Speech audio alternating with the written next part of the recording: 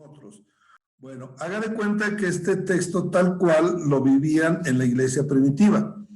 Tan así que la gente estaba sorprendida de ver esta unidad, este amor que había de los unos con los otros. Y la gente estaba perpleja. Y esto es lo que más atraía gente a la iglesia. Bueno, a la iglesia cristiana se le considera una secta judía. Es lo que dice la gente, lo que dicen los judíos, lo que dicen los romanos. La iglesia ya aquí se aferra a su identidad cristiana basada en la obediencia a la ley de que no que hayan dejado el Antiguo Testamento, porque lo tienen como base escritural. Al cristianismo le pasa algo parecido, no igual, porque Cristo sí muere, pero resucita y se va a la diestra del Padre. Y los apóstoles pues van muriendo uno a uno y el año 100 ya no queda ninguno. Entonces, ¿qué queda? El Evangelio. El Evangelio es su eje, es su centro de vida. Donde está el Evangelio está la palabra, porque Cristo es la palabra, Cristo es el verbo. Miren, vamos a recapitular en estos 5 puntos, los 5 solas. Nosotros los conocemos por Martín Lutero, que es el que los presenta, diríamos, por escrito, porque así los 5 solas no están escritas antes, pero lo vive la iglesia, ¿sí? Martín Lutero lo único que hizo fue escribir y recordar lo que vivía la iglesia, pero esto ya lo estamos viendo que así vivía la iglesia primitiva. La iglesia primitiva, los cristianos vivían por la fe, basándose solo en la escritura, dando a Dios la gloria y solo por la gracia y la misericordia de Dios. Y solo Cristo. Entonces, ya lo teníamos en la práctica de la iglesia primitiva, ya estaba. Y lo que hace Martín Lutero, pues es extractarlo y escribirlo, y hoy lo conocemos como los 5 solas. Así que es... Ahora, vamos a ver algunos puntos que yo les voy a pedir aquí un favor. Yo voy a mostrarles una lista de unos 25 puntos que llevo ya y que vamos a seguir aumentando porque nos faltan otras 2 clases de este tema y van a seguir saliendo más puntos. Hasta ahorita han salido unos 25. En la clase pasada hablamos de 7, estos 7.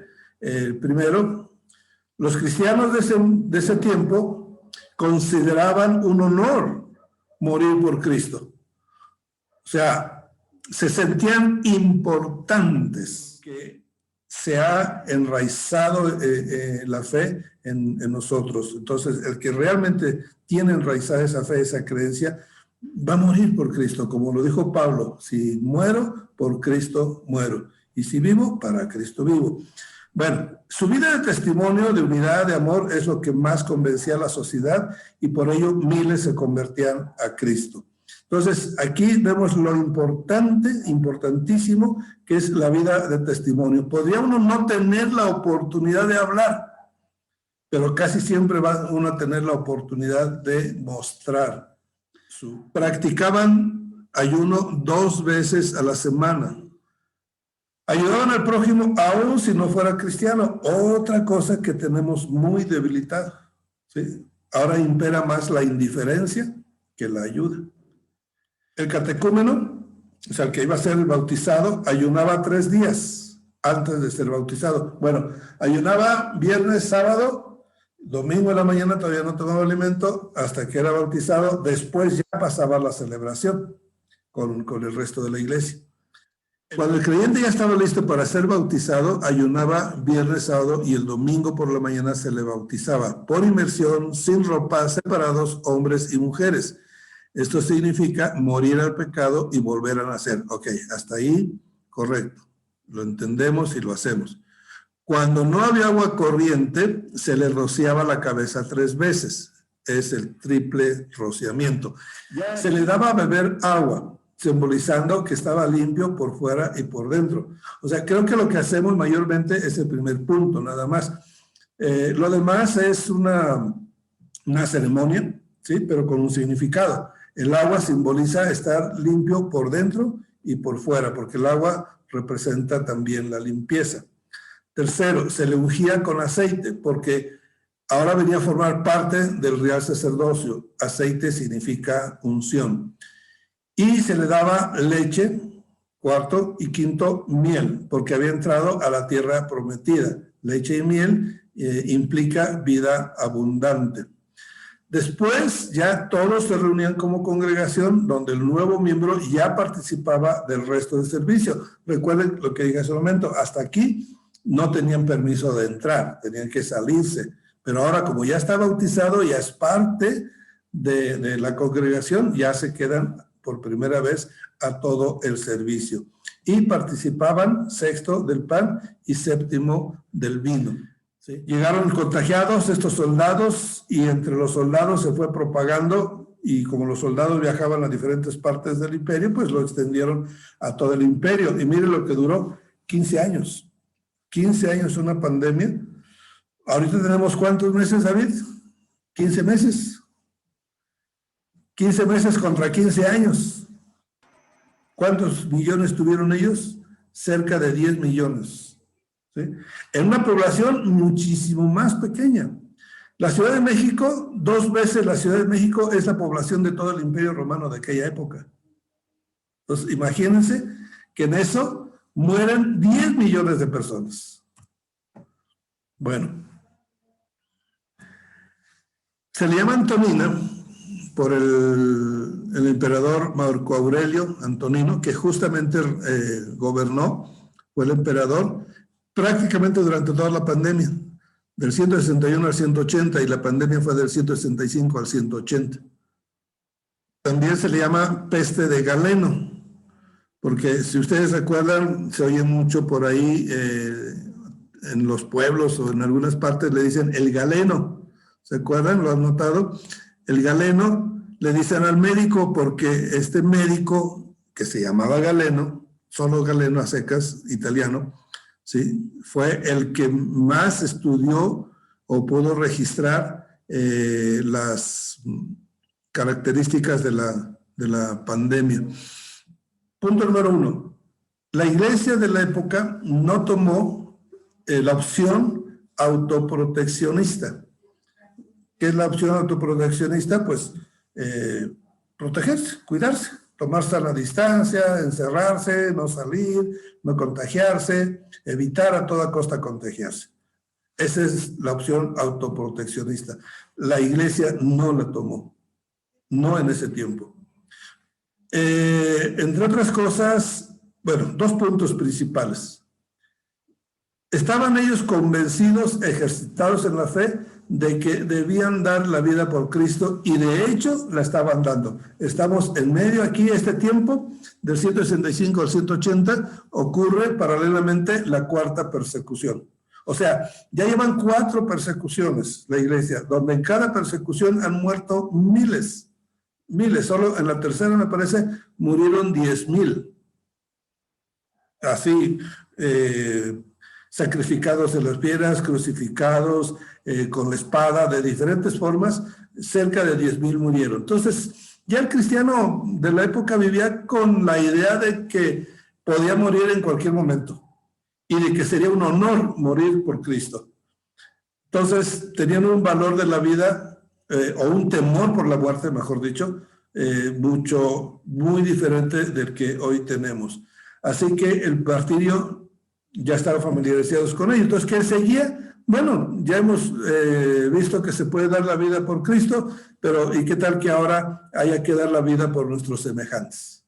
Entonces pasan a ese otro peldaño, y entonces salen a atender a los necesitados, a calmarles, a ayudarles en sus dolores. No es posible saber cuántos fallecimientos hubo en todo el imperio, pero solo en lo que es Italia se especula que murieron entre 5 y 10 millones. No tienen el dato exacto, por lo mismo de que no había un INEGI o alguien que contara a la gente, ¿verdad? Hay pocas y poco informadas fuentes, pero no se contradicen, se complementan. Bueno, aquí hagamos la pausa. Dejo de compartir. Pasemos a pedirles, quien quiera hacernos una aportación para ampliar estos puntos que estamos viendo, esas conclusiones. O sea, estamos viendo en una superficie cómo vivía la iglesia primitiva. Vimos 24 puntos, características, costumbres, formas de llevar la doctrina de la iglesia primitiva. ¿Qué nos dice hoy? Realmente seguían la doctrina de Cristo y lo hicieron en la mayor adversidad que puede haber. Y por ello el Señor les prometió, a causa de su fidelidad, les daría la corona de la vida. Amén. Coronas que, si miramos en el capítulo 4 de Apocalipsis, arrojarán a los pies del Señor en el día de su coronación. Creo que el Señor quiere que nosotros seamos creyentes tipo Esmirna, tipo Filadelfia. Y creo que este tipo de estudios nos recuerdan cuál es la doctrina, la enseñanza que debemos de seguir. Y es la doctrina de nuestro Salvador. Bien, llegamos al final de lo que es la peste y vamos a pasar a las persecuciones del Imperio Romano. Fueron 10 persecuciones en toda la parte de la iglesia primitiva. La primera, ya la vimos la vez pasada, fue la de Nerón. Las otras 9 son las del resto del tiempo hasta el año 312, ahí se suspendieron. Pero en este tiempo del 100 al 200 tuvimos 4, vamos a verlas. Yo puse aquí esta nota, que las 10 persecuciones son originadas en la mente de Satanás, porque él tenía la intención de, primeramente, derrotar a Cristo, no logró derrotar a Cristo, entonces ahora va contra la iglesia de Cristo, que somos el cuerpo de Cristo, ¿verdad? En videos. Pero decimos son 4 persecuciones del Imperio Romano en este periodo, el decreto de Domiciano, que es donde empieza realmente las persecuciones, porque la de Nerón, lo dijimos hace 8 días, fue un caso aparte, fue la única diferencia de las 10. Las condiciones políticas del imperio permitieron propagar el mensaje de Cristo. Los esclavos, los comerciantes, los soldados pudieron haber llevado el evangelio aún más lejos que los mismos evangelistas o misioneros. Pero al mismo tiempo, las fuerzas de oposición no le permitirían expandirse libremente. El imperio insiste en mantener la unidad mediante la mezcla o sincretismo de las diferentes religiones que practican los pueblos sometidos. Bien, amados, el tiempo se acabó, nos quedan unos minutos para otras 2, 3 aportaciones que nos quieran hacer. Creo